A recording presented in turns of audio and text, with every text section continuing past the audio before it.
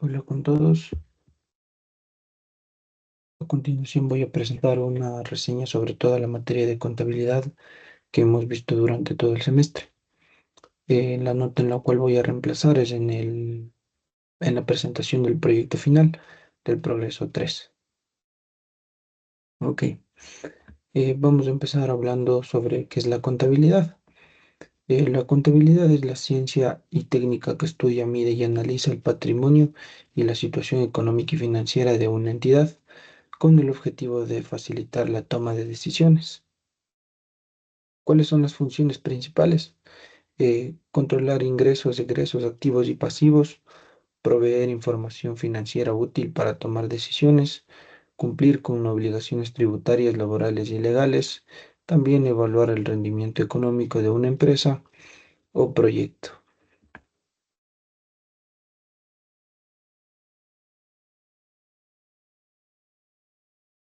Ya. Ahora vamos a hablar un poco sobre los fundamentos contables.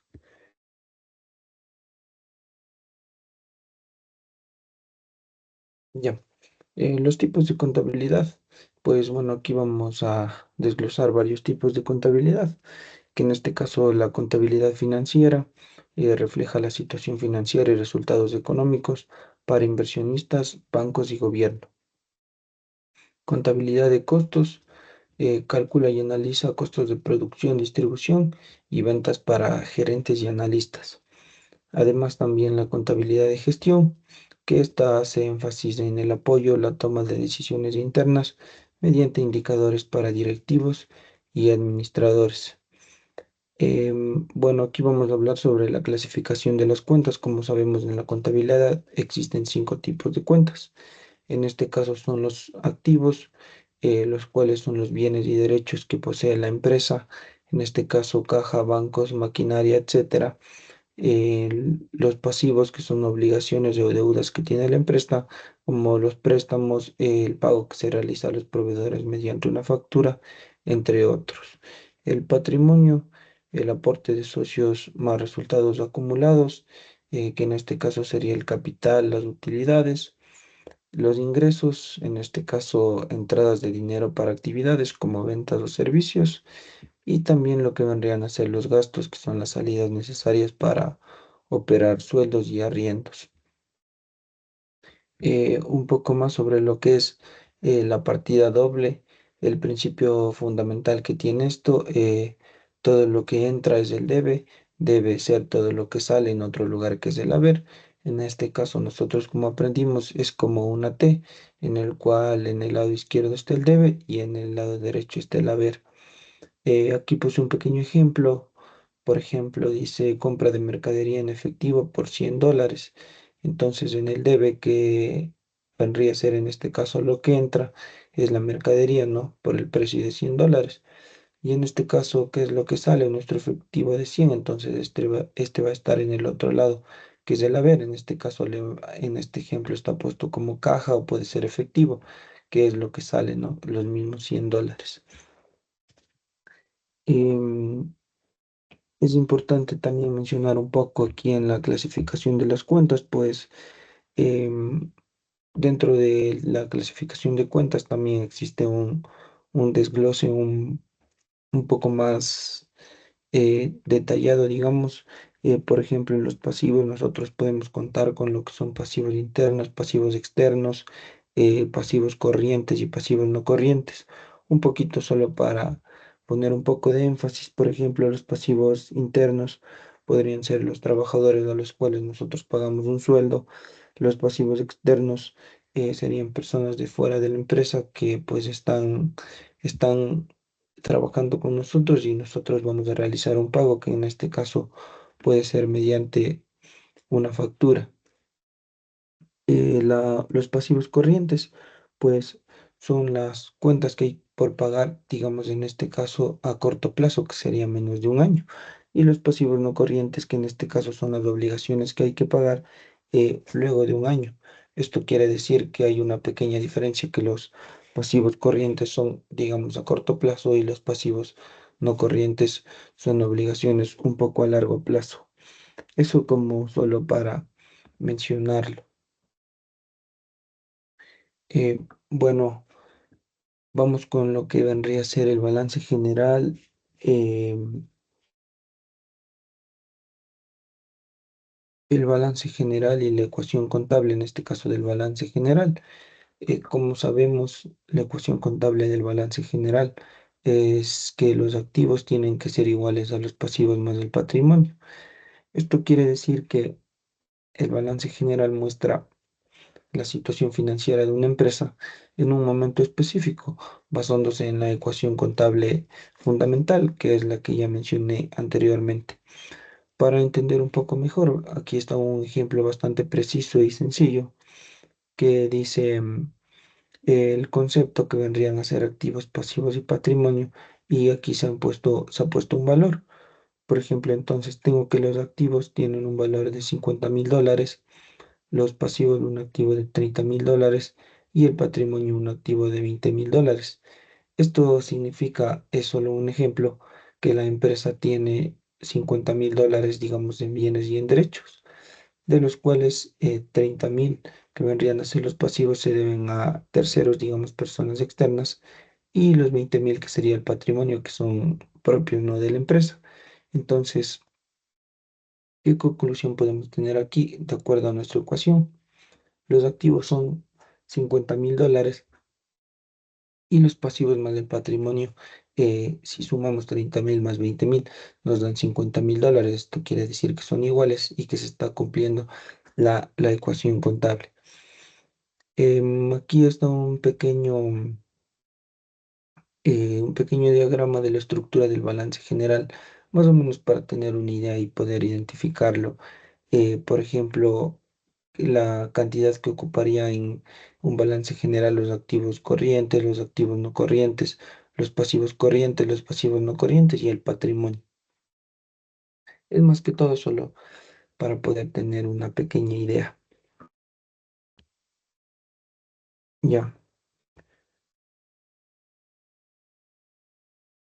ahora vamos a hablar un poco sobre la depreciación y la amortización. Pues la depreciación en Ecuador es la pérdida de valor que sufre un activo tangible, como podrían ser máquinas, vehículos, edificios, a lo largo del tiempo debido al uso, al desgaste o al envejecimiento. El método más usado dentro de Ecuador es el método de la línea recta, este reconocido por la identidad que es del SRI, y este nos dice que la depreciación anual es igual al costo del activo menos el valor residual dividido para la vida útil. Em, Aquí tenemos una tabla de un ejemplo como alguna vez lo habíamos visto en clase sobre los porcentajes máximos del SRI y algunos de los tipos de activo que nosotros podemos identificar.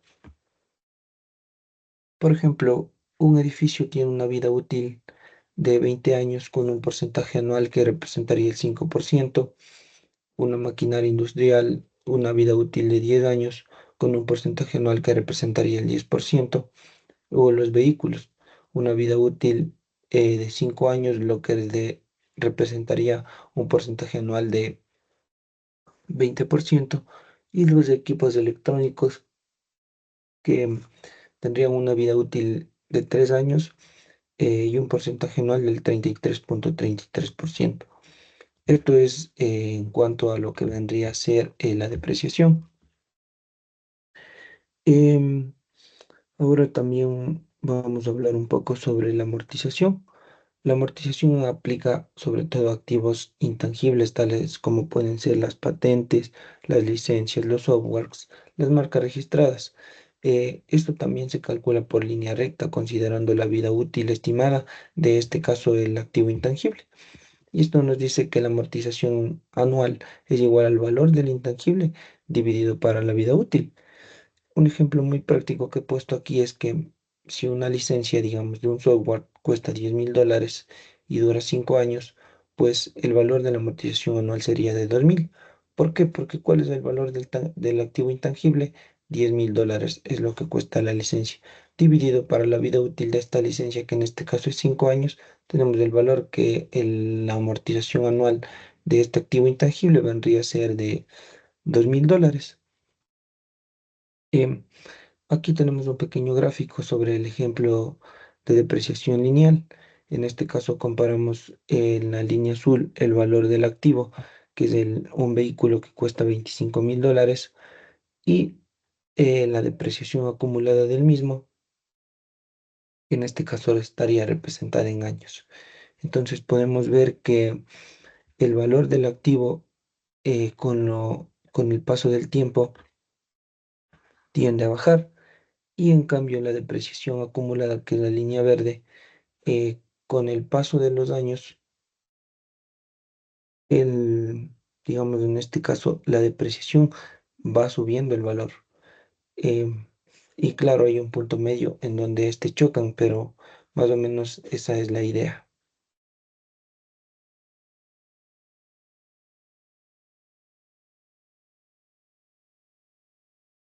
Ya un poco para hablar sobre las tablas de amortización. Bueno, tenemos algunos elementos claves, ¿no? Para entender las tablas de amortización. Por ejemplo, la tasa de interés del periodo esta puede ser mensual o anual, es representada por la letra I. Digamos, si la tasa anual es del 12% y se paga mensual, ¿qué quiere decir eso? Que el I, que en este caso sería la tasa de interés por el periodo, que es del 12%, y está diciendo que se paga mensualmente, entonces dividimos para 12 porque el año tiene 12 meses, y esto nos quiere decir que tendríamos una tasa mensual del 1%. N vendría a ser el número total de cuotas. Por ejemplo, decimos, como estamos haciendo esta tasa anual mensualmente durante un año, vamos a tener 12 meses. Esto quiere decir que nosotros pagaríamos 12 cuotas. La cuota, que en este caso vendría a ser el monto fijo variable, que se estaría pagando en cada periodo. La amortización, el interés, la amortización es la parte del capital que de una cierta, es la parte del capital que está de vuelta en la cuota. El interés, en cambio, es la parte de la cuota que representa el costo del préstamo. Como sabemos, nosotros tenemos varios tipos de tablas de amortización, como son la francesa, la alemana, las tablas de amortización con carencia total, las tablas de amortización con carencia parcial. En este caso, la tabla de amortización francesa se caracteriza sobre todo por tener cuotas fijas. Cada cuota es igual, pero la proporción del interés disminuye y la del capital aumenta en cada pago. Una ventaja de esto es que tenemos cuotas constantes y esto tiene una fácil planificación, pero una desventaja es que al inicio nosotros vamos a tener un mayor pago del interés. En la tabla de amortización alemana, esta tiene una amortización fija, lo que quiere decir que la amortización, en este caso que sería el capital devuelto, es constante, pero las cuotas totales van disminuyendo con el paso del tiempo. Esto quiere decir que tiene una ventaja, que se paga menos de interés total, pero la desventaja es que las cuotas iniciales son altas. Aquí tenemos una gráfica sobre la comparativa de sistemas de amortización, en el cual nosotros podemos ver en el cuadrante del eje X el número de cuotas, y en el en el eje Y, perdón, el monto de la cuota. Por ejemplo, si nosotros vemos la cuota francesa, de la tabla de amortización francesa, es bastante lineal, ya que como habíamos dicho, la cuota es igual, pero la proporción del interés disminuye y de la del capital aumenta en cada pago. Y ahora podemos ver la diferencia con la tabla de amortización alemana, que en este caso nosotros, como bien decía, podemos ver la cuota uno y el monto de la cuota. Al inicio a, mm, al inicio vamos a pagar las cuotas, digamos, más altas. Vamos a tener las cuotas más altas, pero con el paso del tiempo las cuotas van a ir bajando porque se paga menor interés al final. Y las, las tablas de amortización de carencia total es que no se paga nada por un tiempo. Nosotros sabemos que en las tablas de amortización tenemos un mesero, entonces no se va a pagar nada de cuotas hasta el mes número 6 y en cambio en la de carencia parcial solo se va a pagar el interés al inicio y luego pues las cuotas van a ser digamos fijas. Ya, eso mediante esto. Ahora vamos a hablar sobre los costos laborales o los costos de empleado versus los roles de pago.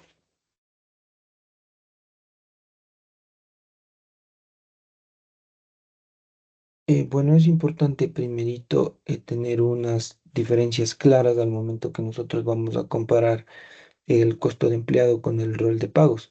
Y digamos en este caso, ¿qué características están presentes dentro de cada uno?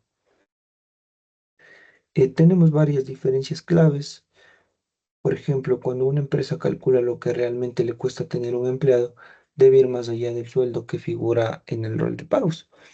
Es por eso que aquí hemos hecho una breve comparación de varios conceptos y una pregunta si es que está o no está presente dentro del costo de empleado o si está o no está presente dentro del rol de pagos, porque eso es lo que queremos identificar, las diferencias significativas que existen dentro de cada uno y más que todo saber qué es lo que contiene el costo del empleado y qué es lo que contiene el rol de pagos.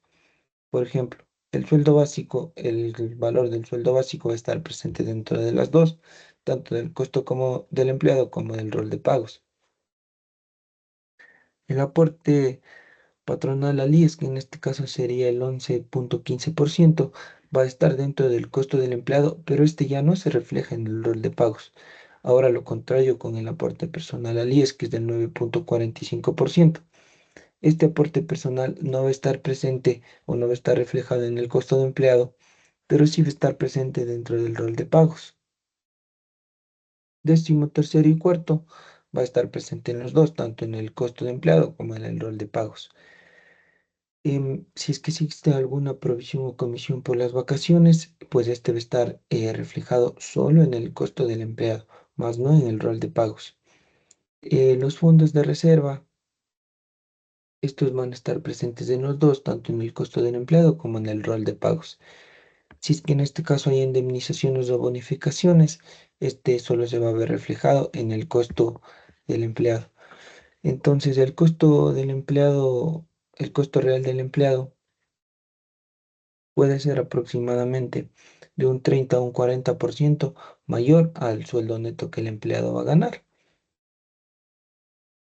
Aquí tenemos una breve composición del costo laboral, una distribución porcentual del costo laboral, en el cual tenemos varias de las características que están presentes dentro de cada uno y el porcentaje, digamos, en este caso que ocuparían. Por ejemplo, como podemos ver, el sueldo básico, sueldo que gana el empleado, va a ser el que mayor represente dentro del costo del empleado, seguido por los décimos, terceros y cuartos. Luego podría seguir el aporte patronal que tenga con el IES, los fondos de reserva del empleado, las vacaciones y otros beneficios más. Es más que todo para uso didáctico y poder entender de una mejor manera. Aquí he encontrado un rol de pagos un poco antiguo quizás, en el cual está un recibo del rol de pagos con cada una de las características, las asignaciones de valores que le corresponden a cada uno. Podemos ver el sueldo que gana semanalmente, algún bono extra por si cumple con alguna función, el seguro social, el seguro de desempleo, la amortización, si es que en este caso es bueno este ejemplo porque, digamos, hay empresas que tienen algún préstamo, entonces directamente del rol de pagos, pues se descuenta, digamos, el valor que esté pendiente de este préstamo. El impuesto a la renta, el seguro médico, seguro de vida y la manutención, en este caso de los hijos o familiares. Em,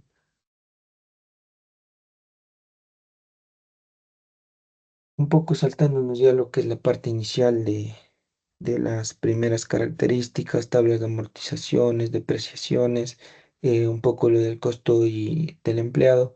em, Vamos a pasar a uno de los temas más importantes, que es, ya son los sistemas de costeo. En este caso nosotros vamos a empezar hablando sobre el costeo tradicional. Primero, dentro del costeo tradicional existen varios métodos de costeo. En este caso vamos a empezar hablando primerito sobre el método de costeo full cost y el método de costeo direct cost. Y vamos a identificar una ventaja y una desventaja de cada uno. Por ejemplo, el full cost sabemos que es un costeo completo en el cual se asigna todos los costos, como podemos ver, fijos, más variables, directos e indirectos, a los productos, ¿ya? Aquí tenemos un pequeño ejemplo. Si la planta gasta $10.000 mensuales y produce 2.000 unidades, cada unidad lleva $5 de costeo indirecto. Esto es simplemente por el hecho de que si nosotros aplicamos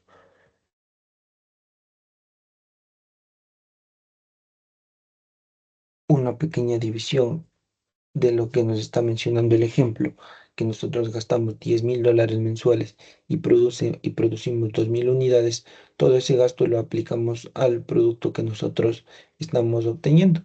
Entonces, esto nos da que cada unidad llevaría un costo de $5. ¿Cuál es una ventaja? Que este considera el costo del total real, pero una desventaja es que puede sobrecargar productos que consumen menos recursos. Esto quiere decir, digamos, tengo un producto que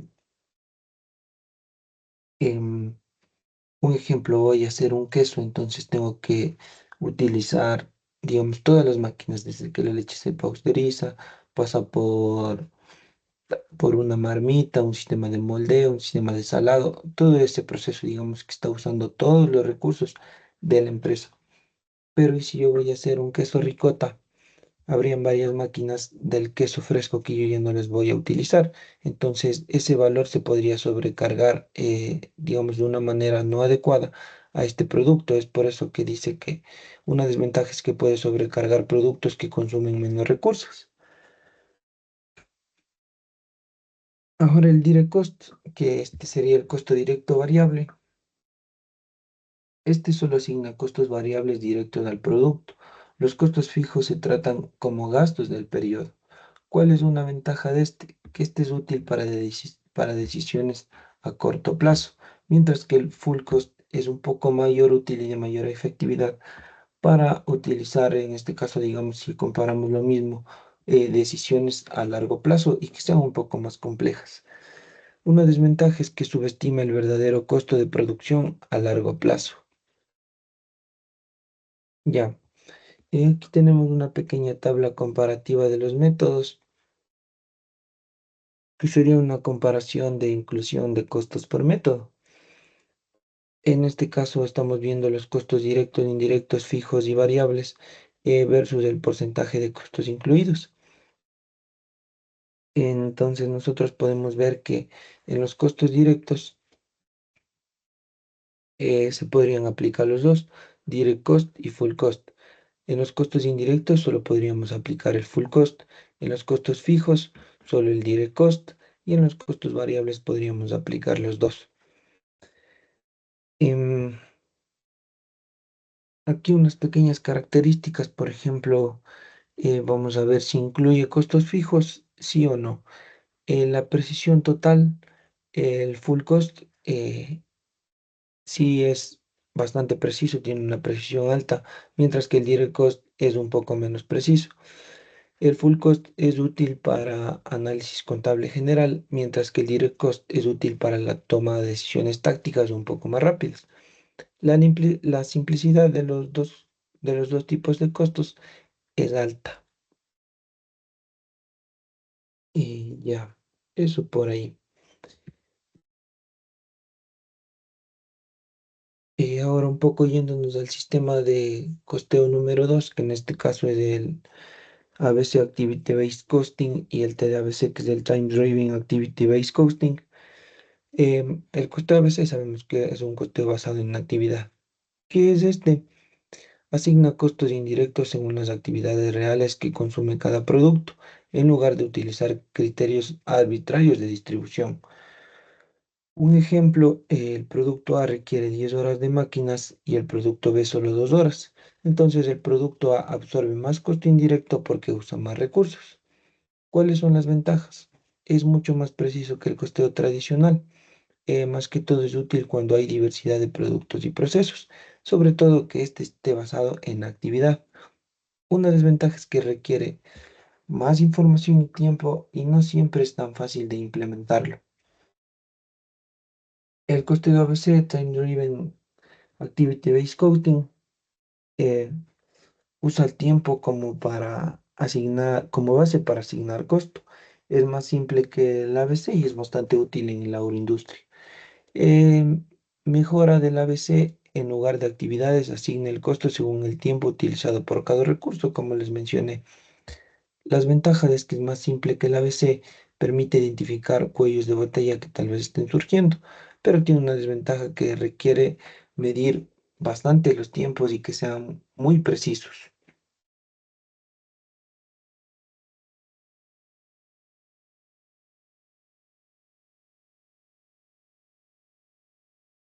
Ya, aquí tenemos una pequeña comparativa, un diagrama de araña, que es una comparación del costeo ABC versus el costeo TLABC.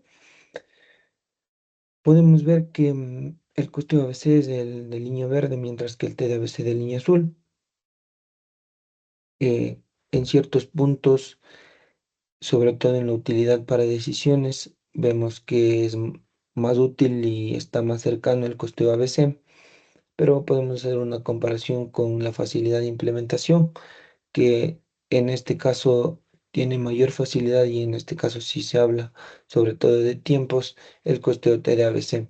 Y así con cada una de las aristas, por ejemplo, los dos son bastante precisos. El uno está en 90, el otro en 100.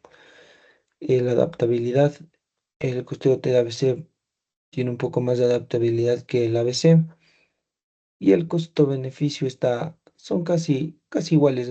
Depende bastante, sobre todo de para qué se quiera aplicar, si este costo va a estar basado en una actividad o va a intervenir un poco más el factor tiempo, que en este caso sería mejor el costeo TDABC. Em, Como para definir un poco más cuál sería la elección del mejor sistema de costeo. Por ejemplo, el full cost tiene una precisión media, una facilidad alta y tiene una utilidad de informes bastante contables. El direct cost tiene una precisión baja, una facilidad muy alta y es como para análisis tácticos o rápidos. El ABC tiene una precisión alta con una facilidad media y sobre todo para tomar decisiones estratégicas y si están basadas bastante sobre todo en actividad. El costeo TDABC tiene una precisión muy alta, tiene una facilidad alta también y es el análisis más que todo, como les había mencionado, sobre el factor tiempo. Em, Haciendo un paréntesis aquí, es importante dialogar un poco y tener claro cómo se estructuraría, digamos, dentro de cada costeo al momento de nosotros poder realizar el costo. Pues es importante mencionar que existen varios puntos claves, como por ejemplo, a mí me gustaría mencionar las métricas de producción que nosotros podríamos sacar para ver si es que nos convendría usar el costeo tradicional o el costeo por actividad.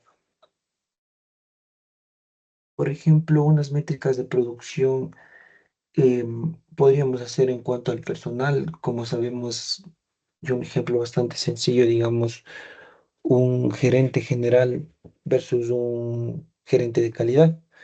Digamos que el gerente general vendría a ser solo un gasto, si tal vez, o digamos la certeza en este ejemplo que no tiene una relación directa con lo que vendría a ser la elaboración del producto, mientras que digamos el gerente de calidad es el que realiza los análisis de calidad de este producto. Entonces este vendría a ser un costo. Y en este caso también hay que mencionar que existe una clasificación, ¿no? Que puede ser un costo indirecto, como puede ser un costo directo o puede ser un costo gasto. Eso es muy importante tomarlo en cuenta para poder elaborarlo. En este caso también de acuerdo a infraestructura, También se pueden aplicar métricas de producción, asignar un cierto porcentaje a cada una de las áreas. Por ejemplo, una área de oficina del gerente un 10%, mientras que un área de producción un 50%, porque es importante manejar bien también estos porcentajes, un poco lógica también, ¿no? Porque no sería lo mismo el lugar y el espacio que se necesite para producir un producto, como el lugar y el espacio que se necesite para que un gerente general realice sus actividades. Ya, em, un poco finalizando lo que vendrían a ser los costeos. em, Una vez que nosotros realizamos el costeo tradicional y el costeo por actividad, en el cual más adelante entenderemos un poco de cosas que se aplican también dentro de este costeo. Vamos a empezar con qué es un análisis de proyecto. Un análisis de proyecto es un estudio sistemático que evalúa la viabilidad económica y financiera de una inversión que nosotros en este caso vamos a hacer para desarrollar un producto o una empresa. Y es importante determinar si este genera o va a generar suficiente valor para justificar los recursos comprometidos. ¿Qué objetivos tiene este? Pues determinar si un proyecto es rentable, comparar diferentes alternativas de inversión, minimizar riesgos financieros, también optimizar el uso de recursos limitados, ¿no? Eh, En este caso, dentro de los análisis de proyecto es bastante importante tener en cuenta los flujos de caja, que es el flujo de caja, es la base fundamental para todo análisis de proyecto. Representa las entradas y salidas del dinero en efectivo a lo largo del tiempo o a lo largo de lo que nosotros vamos a desarrollar el producto de la empresa.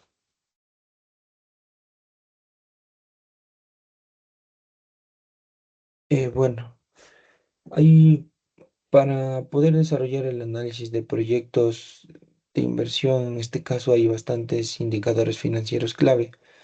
En este caso, por ejemplo, los más importantes, ¿no? Y los que se necesitan obligatoriamente,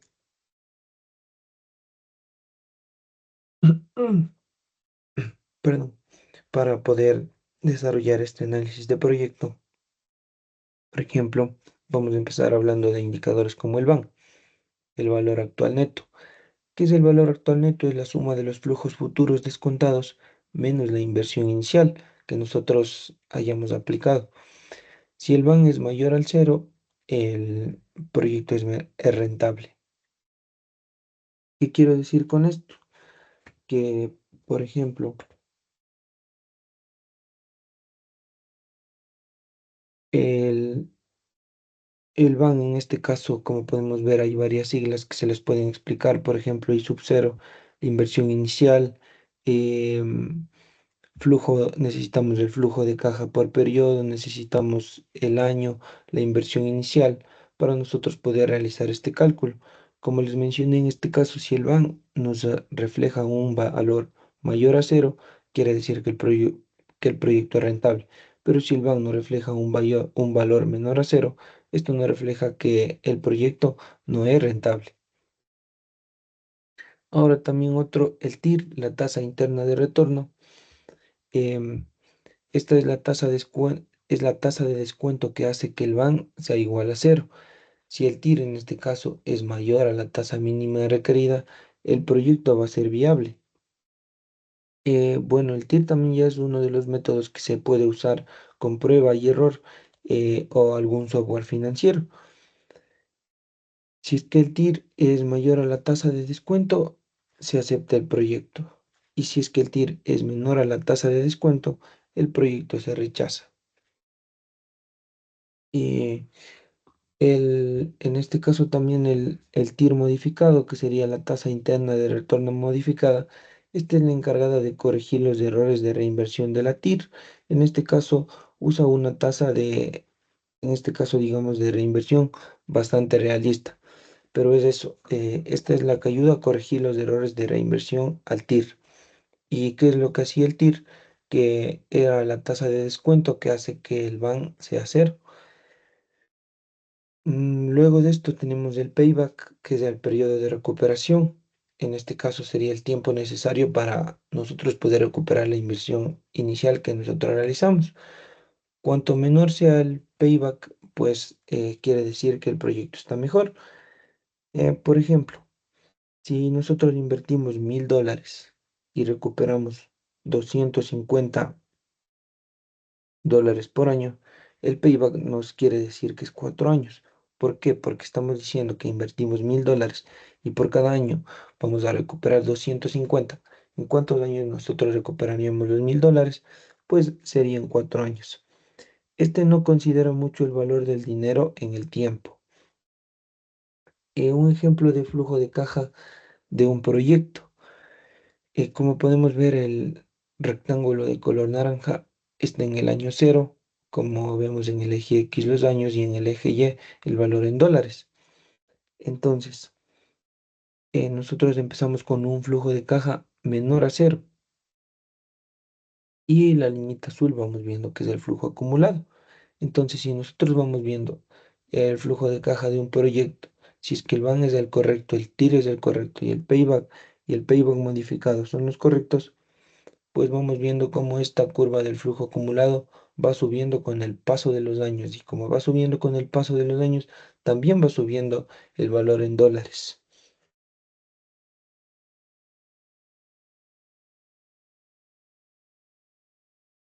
Ya.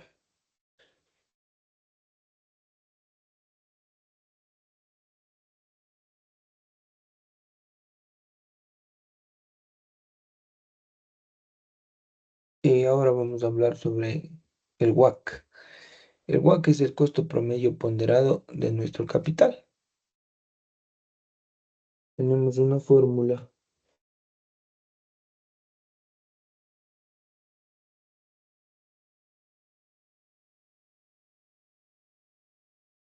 Tenemos una fórmula que nos dice que el WAC es igual a K sub B por E dividido para D más E más KD por uno menos T por D dividido para D más E.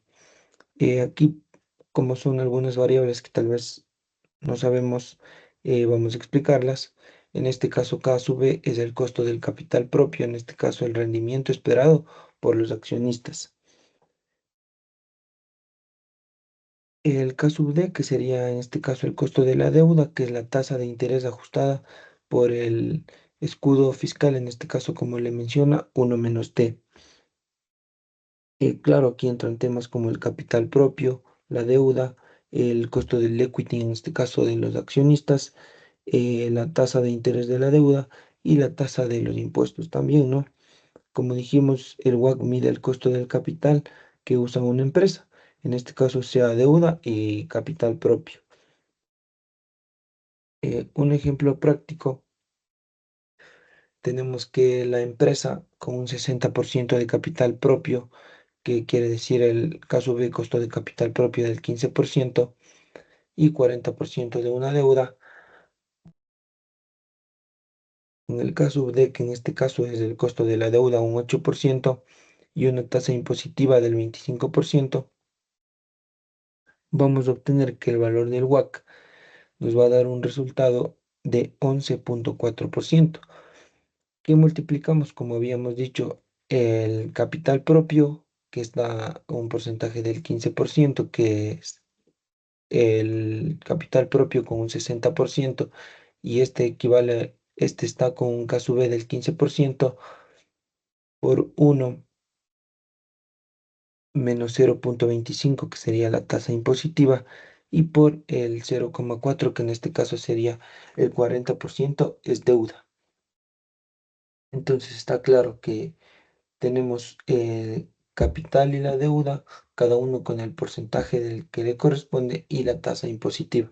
Y se obtiene unos 11,4%. Es como un ejemplo práctico nada más para poder hallar el valor del WACC. Existen varias formas de calcular el WACC. El método de mercado, que se utiliza una tasa libre de riesgo más un beta y más una prima de riesgo, que más adelante ya están explicadas, y requiere datos bastante versátiles, ¿no? Para saber estos métodos del mercado, se usan páginas web del Internet para poder obtener estos valores. Hay otro método también que es el método de Damodaram, que es una tabla ya estructurada que usa tasas de referencia globales según el país y en el sector que nos encontremos. Además, es muy útil cuando en este caso no se usa la bolsa de valores, ya que la bolsa de valores de hoy a unos 5 días puede estar en un cambio bastante considerable y por ende nuestro valor del WAC puede variar. Aquí tenemos un ejemplo de la estructura de capital. En este caso, lo que habíamos mencionado en el ejemplo práctico, podemos ver que el capital propio es del 60% y la deuda un 40%. Es lo que se representa solo gráficamente para poder entenderlo. Las relaciones entre el WACC y el valor, tenemos el porcentaje en el eje X y el valor en millones de dólares en el eje Y. ¿Qué podemos concluir? Que mientras mayor es el valor del WACC, perdón, mientras mayores son los porcentajes del WACC, el valor en millones también va a ser mayor. Pero podemos observar que mientras es más elevado el valor, pues el valor del WACC va de forma decreciente y aumentando su porcentaje. Aquí también en el WACC podemos hablar sobre un poco lo que son los tipos de riesgo que existen en el WAC, que son el WAC de alto impacto, el WAC de bajo impacto, o riesgo bajo o riesgo alto. Por ejemplo, un WAC bajo quiere decir que es una empresa sólida y que se encuentra más que todo en un país estable donde está siendo bastante rentable. Al contrario al contrario de un riesgo alto, que en este caso el WAC, si el WAC nosotros lo obtenemos alto, eso quiere decir que tal vez nosotros estamos formando una empresa nueva y en un país que todavía no es tan estable. Esa es la diferencia cuando nosotros vamos a tener un WAC alto y un WAC bajo. Bueno, claro que sería lo preciso estar en un WAC bajo porque sabríamos que ya tenemos una empresa bastante sólida y sobre todo también que nuestro negocio y el país en el que estamos ubicados está bastante estable. Eso en cuanto al WAC. Ahora un poco sobre el cálculo del costo del capital propio.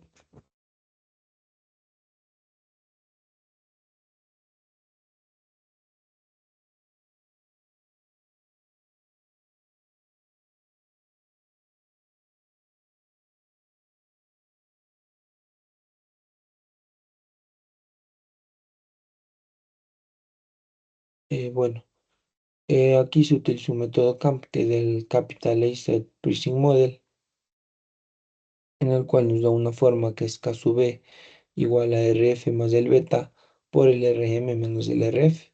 Ahora se van a preguntar qué significan cada una de estas variables. Por ejemplo, el RF es la tasa libre de riesgo. ¿Qué es la tasa libre de riesgo? Es el rendimiento de bonos del tesoro que tiene Estados Unidos a 10 años. En este caso es del 2 al 3%, ya que este también puede variar. Las betas, ¿qué son las betas? Son los riesgos sistemáticos. ¿Qué pasa con ellos? Miden la volatilidad de un activo en relación al mercado. Por ejemplo, si la beta es igual a 1, podemos decir que es el mismo riesgo que corre el mercado, o sea, está igualito. Si la beta es mayor a 1, es mayor el riesgo que el mercado. Si es mayor el riesgo que vamos a tener frente al mercado. Y si la beta es menor a 1, podemos decir que nuestro riesgo va a ser menor al que tiene el mercado. El RM significa el rendimiento del mercado. El rendimiento esperado del mercado, nosotros esperaríamos que tenga un valor de rendimiento esperado del 8 al 10%.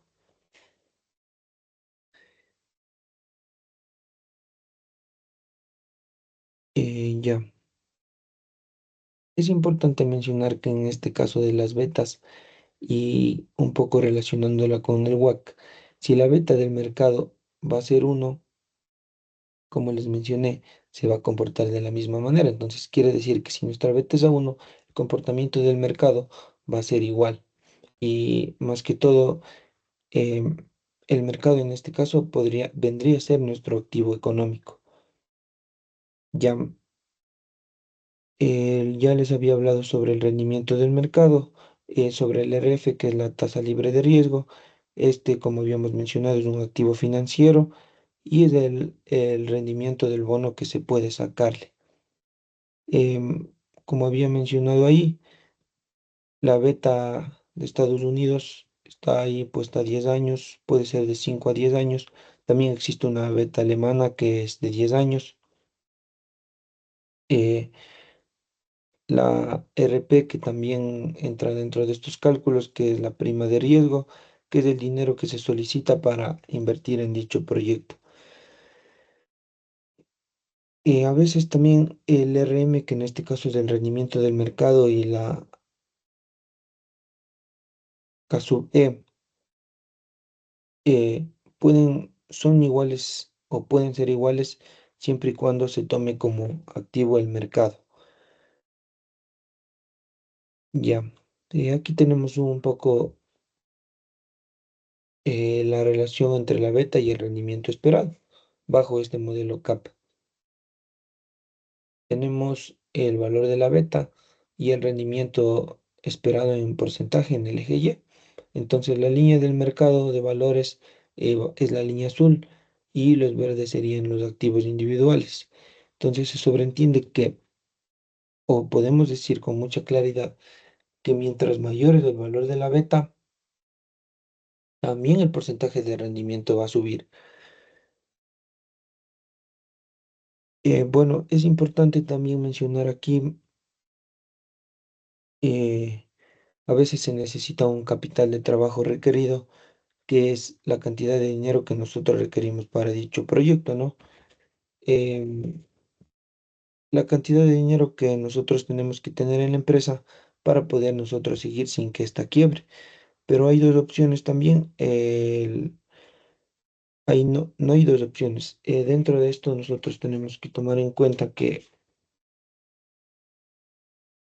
existen varios escenarios a los cuales nosotros podemos aplicar nuestro proyecto, nuestro producto a la empresa. Digamos que vamos a tener un escenario base y un escenario pesimista, en el cual el escenario base, digamos, vamos a trabajar entre 3 a 6 meses sin generar ganancias. No va a haber ninguna ganancia. Un escenario pesimista de 6 a 12 meses que la empresa pueda trabajar sin quedarse sin liquidez. Esto quiere decir que va a tener un buen capital para que durante los 6 a 12 meses la empresa pueda trabajar sin que se quede sin dinero. Eso en cuanto a lo que vendría a ser estas aristas sobre, sobre los indicadores financieros. Sabes que nosotros hayamos calculado estos valores, eh, nos vamos a ir a hablar sobre el análisis de proyecto, podríamos decir, que nosotros realizamos en nuestro producto proyecto.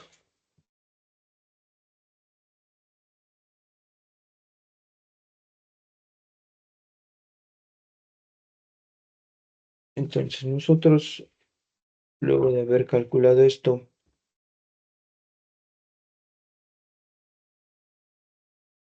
podemos hablar sobre lo que ya vendrían a ser los análisis de escenario y sensibilidad y también el punto Fisher, ¿no?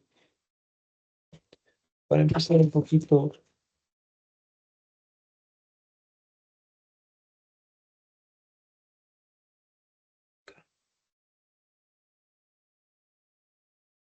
vamos a empezar hablando sobre los análisis de escenario y sensibilidad. ¿Qué es un escenario de sensibilidad? Evalúa cómo cambia el resultado del proyecto cuando varía una variable a la vez, por ejemplo, ventas, costos de inversión, etcétera. Cuando solo varía una variable a la vez. Por ejemplo, si los costos suben 10%, ¿Cómo llegaría a cambiar el ban? Esto nosotros usamos para poder ver las variables críticas que están ocurriendo dentro dentro de nuestro proyecto o análisis de producto.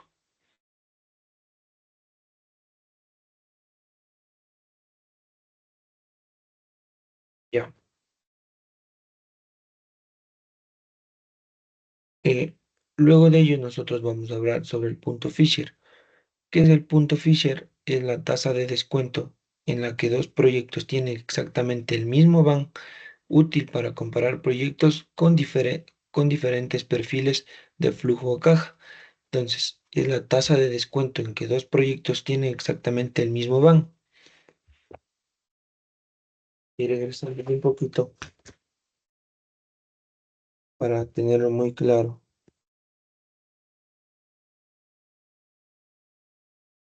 ¿Qué era el ban? El ban era la suma de los flujos futuros descontados menos la inversión inicial. Si el ban es mayor a cero, el proyecto era rentable. Entonces, digamos que la suma de los flujos futuros descontados menos la inversión van a ser los mismos, porque eso es lo que nos dice el punto Fisher. Es la tasa de descuento en que los dos proyectos tienen exactamente el mismo ban, en el cual es útil para comparar proyectos con diferentes perfiles o flujos de caja. Em, Entonces, en este caso de la gráfica, nosotros estamos observando que tenemos un proyecto A de línea verde y un proyecto B de la línea azul, pero en algún momento se van a cruzar, en este caso, en algún punto van a tener una intersección.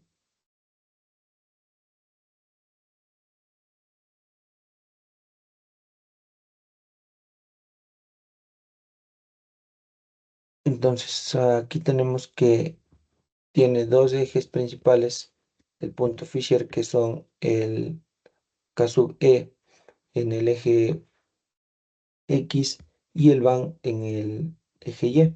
Entonces nosotros podemos ver que el proyecto A con el proyecto B tienen el mismo valor del van. Entonces, ahora, ¿qué se refiere cuando nos dice que vamos a utilizar para comparar proyectos con diferentes perfiles de flujo de caja? Como había mencionado antes, nosotros para poder tener una respuesta bastante clara, podemos realizar escenarios dentro del análisis de nuestro proyecto o producto. Entonces, es por ello que nosotros podemos decir que vamos a tener diferentes flujos de caja de acuerdo a cada escenario y nosotros podemos proponernos un escenario pesimista, un escenario base y un escenario optimista. El escenario base en este caso, digamos, vendría a ser el normal, digamos, o el tal vez el esperado. Un pesimista que sería menor, digamos, tal vez con un flujo menor, un flujo que esté hasta negativo, para ver cómo es que va a variar este punto Fisher. Em, es importante mencionar que esta intersección del punto Fisher es donde se refleja la comparación del crossover point con el valor del van. Y como mencionábamos, esto de los escenarios, un escenario optimista sería el que estaría un poco ya más arriba, el que tal vez esperaría para algún futuro, el que quisiéramos que en algún futuro funcione. Ya, eh, como habíamos dicho, el punto Fisher es el punto donde se cruzan dos proyectos con diferente van según la tasa de descuento. Este se usa para comparar proyectos con diferente perfil de riesgo. ¿Y qué podemos decir aquí? Que si el WAC es menor al punto Fisher, el proyecto A es mejor. Y si es que el WAC es mayor al punto Fisher, el proyecto B vendría a ser el mejor.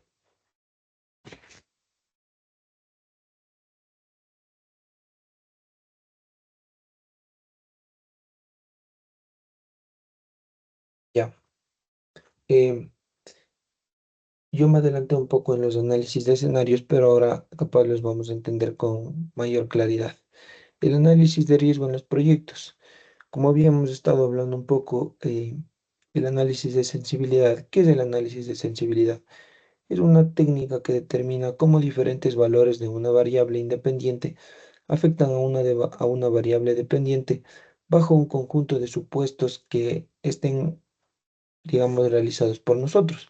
Porque como mencioné en el caso de los escenarios, son supuestos que nosotros hacemos para poder tener mayor claridad del proyecto y a ver qué tan viable es.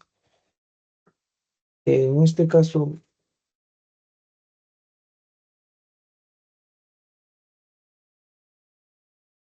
eh, vamos a analizar ciertas variables críticas que son importantes dentro de este análisis, como por ejemplo el precio de venta, el volumen de ventas, el costo de producción que se realice, la tasa de descuento y cuál es la inversión inicial que nosotros realizamos.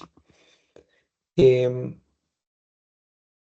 en este caso tenemos una pequeña gráfica sobre el impacto en el BAN por la variación de las variables de las cuales yo ya les había mencionado antes. En el eje X tenemos el porcentaje, sería la variación porcentual de estas variables, digamos en este caso que están bastante generales y hemos tomado en cuenta el precio de venta, los costos y el volumen de ventas, esas tres. Y en el eje Y está el valor del BAN en dólares. Entonces nosotros podemos ver, empecemos por la línea azul que sería el precio de venta. Tiene una variación porcentual de menos 20%, pero mientras mayor sea el valor del BAN, ¿qué pasa con esta variable? Nosotros podemos ver que si el valor del BAN es 5.000, la variable es menos 20%. Pero si es que esta variable del precio de venta está en 25.000, el valor del BAN es más 20%. Entonces, ¿qué podemos decir? Si es que sube el valor del BAN, también sube el valor porcentual de esta variable. En el caso del volumen de ventas, que es la línea verde, es muy similar al precio de venta, porque claro, ¿no? Si aumenta aumenta o se mantiene el precio de venta, también va a aumentar el volumen de ventas. Entonces, en este caso podemos decir que son similares o paralelos, porque si en el volumen de ventas tenemos un valor de $5.000, pues la variación porcentual de estas variables también va a subir. Em, un punto estratégico podría ser que la variación porcentual tanto del precio de ventas como el volumen de ventas y el costo al momento que llega a ser 0% es donde las tres interceptan. En este caso, para analizar el impacto del BAN en las variables de venta, sobre todo en lo que sería costo, en este caso sí viene a ser muy diferente, ya que nosotros podemos analizar que mientras mayor sea el valor del BAN en dólares, la variación porcentual em, también es mayor, pero no podemos decir que si mientras más sube el valor del BAN, también sube la variación porcentual, porque nosotros podemos ver que el mayor valor del BAN en este caso vendría a ser un promedio de $22.000 con una variación porcentual de 20.000. Pero ¿qué pasa si el valor del BAN está en unos $16.000? Tiene una variación porcentual de menos del 5%. Entonces, si es que el costo, en este caso del BAN, va disminuyendo, la variación porcentual de esta variable aumenta. Ok. En el análisis de escenarios, como habíamos estado hablando, tenemos un escenario optimista, un escenario base y un escenario pesimista. En el escenario optimista, considera las mejores condiciones posibles, ventas altas, costos bajos y alta eficiencia. Eso es lo que sería un escenario optimista. Eh, tendríamos un ban de 25, si tendríamos un ban de $25.000, eh, pues vamos a obtener un TIR del 28%, porque claro, si nosotros vemos en la gráfica del impacto, no llegamos al valor de $25.000, estamos en unos 21.000 y así ya tenemos un valor porcentual de 20%. Entonces, claro, si llegaríamos al 25, el valor porcentual también va a crecer. En un escenario base, el cual representa las condiciones más probables según proyecciones realistas. Tenemos un BAN de $15.000 y un TIR de 22%.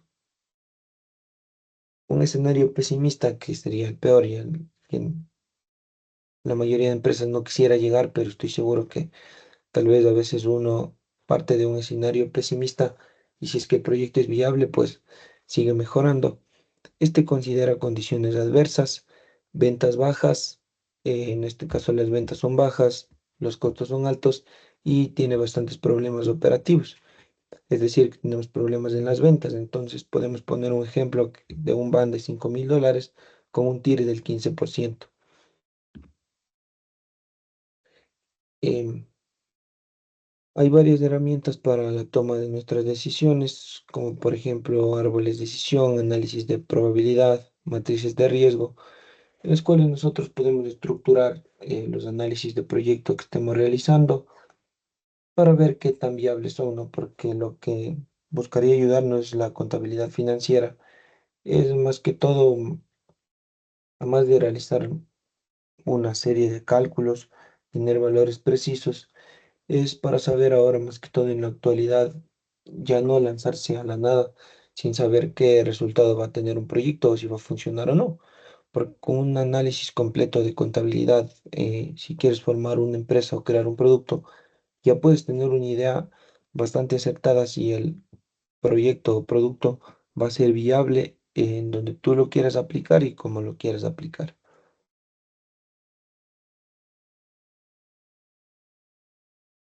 Ya. Em, un poco para finalizar esta parte y la parte en la cual terminaría un análisis completo de contabilidad y en el cual se han registrado bastante, podríamos mencionar las conclusiones o los valores finales. Una vez que antes ya realizamos un balance general, pues con el periodo del tiempo no solo se va a hacer una sola vez, al menos un balance general se hace una vez al año. Entonces, nos va a presentar la situación patrimonial en una fecha específica. Como sabemos, la fórmula, como decía al inicio, es una ecuación contable que no cambia, en la que teníamos que el activo es igual al pasivo más patrimonio. Entonces, por ejemplo, tenemos unos activos como la caja, el inventario, maquinaria. Entonces, este va a ser un total de activos, la sumatoria de estos. Digamos que tenemos un valor de una caja de $5.000, un inventario de 10.000 y una maquinaria de $20.000. Estos solo están en activos. Y aquí es importante mencionar que cuando uno va a realizar un balance general, es importante clasificar ya las cuentas muy separadamente. Y es por ello que cuando uno realiza un libro diario en el cual uno va registrando las actividades diarias por el tiempo que sea necesario, por el tiempo que tú vas a analizar tu proyecto o producto, eh, ya se genera un nombre de los llamados libros mayores, en el cual de tu libro diario se desglosa todo lo que se vendría a ser, digamos, solo activos, solo pasivos, para luego poder registrar en el balance general. Entonces, una vez que registramos los activos, como yo les mencioné, tenemos un total de activos, porque es la suma de todos ellos de $35.000. Ahora los pasivos. Tenemos un préstamo al banco de 15.000, un pago a proveedores de 5.000, un patrimonio de 15.000. Entonces podemos decir que dentro de los pasivos se va a sumar el patrimonio y tenemos un total de pasivo más patrimonio de $35.000. ¿A qué me refiero con esto? Es que si nosotros nos vamos a la ecuación contable, como le habíamos mencionado, la ecuación de el balance general, si ustedes pudieron escuchar o si se pudo observar los detalles que les di en cuanto a valores para el balance general, podemos concluir que nuestro total de activos es igual a nuestro total de pasivos más patrimonios, y es lo que nos dice nuestra fórmula, activo igual a pasivo más patrimonio. Entonces está correcto. Luego de ello, nosotros podemos sacar también el resultado de pérdidas y ganancias. Específicamente lo que busca un estado de pérdida y ganancia es presentar la rentabilidad,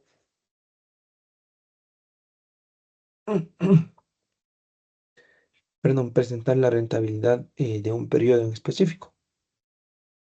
Entonces, en este caso, digamos, si yo voy a hacer al final de cada año un balance general, pues también tengo que hacer al final de cada año un estado de pérdidas y ganancias.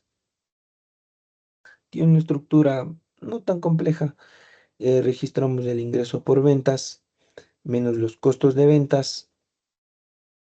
Claro que están previamente clasificados y hacerlo a mano resulta un poco complejo ahora con la tecnología y la, el año en el que estamos, pues he visto que varios software lo resuelven de una manera fantástica y rápida. Entonces tenemos el ingreso de ventas menos el costo de ventas, vamos a obtener una utilidad bruta. Si a esta utilidad bruta nosotros le quitamos nuestros gastos operativos, vamos a obtener una utilidad operativa. Y finalmente a la utilidad operativa nosotros vamos a quitar los impuestos, tenemos la utilidad neta. Entonces, ¿qué quiere decir? Que nos ayuda el estado de pérdidas y ganancias. Como su nombre lo dice, saber si estamos a favor o estamos en contra. ¿Estamos en pérdida o tenemos ganancia? O sea, el estado de pérdidas y ganancias nos va a decir, libre de todos los valores, cuál va a ser la utilidad neta o la utilidad que en realidad esté ganando nuestra empresa. Eso ha sido toda la explicación que he podido resumir sobre toda la materia de contabilidad. Podemos concluir que la contabilidad financiera, la contabilidad de costos, em, es bastante útil ahora en la actualidad para el desarrollo de un proyecto o de un producto, ya que nosotros con varios supuestos, en algún caso hasta no pueden ser supuestos y se pueden aplicar valores reales si es que se llegaría a tener. em, Saber el costo desde cuánto me cuesta producir algo al un minuto, a la una hora, al día, a la semana, al mes. eh, si es que nosotros estamos bien con el número de operarios, si están asignados cada uno de los costos, porque ahí nos sirve bastante las métricas de producción que nosotros vayamos a aplicar. Claro que es diferente de acuerdo a cada proyecto o producto, pero es interesante, un poco complejo, sobre todo lo que vendrían a ser el análisis de proyecto, empresa o de análisis de sensibilidad, ya que es un poquito largo más que todo. No es difícil, pero es un poco largo. Sin embargo, em, sirve, sirve bastante para ya tener una idea bastante clara si uno lanzarse a una proyección o a la formación de una empresa o de un producto. Eso es lo que les he podido explicar y muchas gracias por su atención.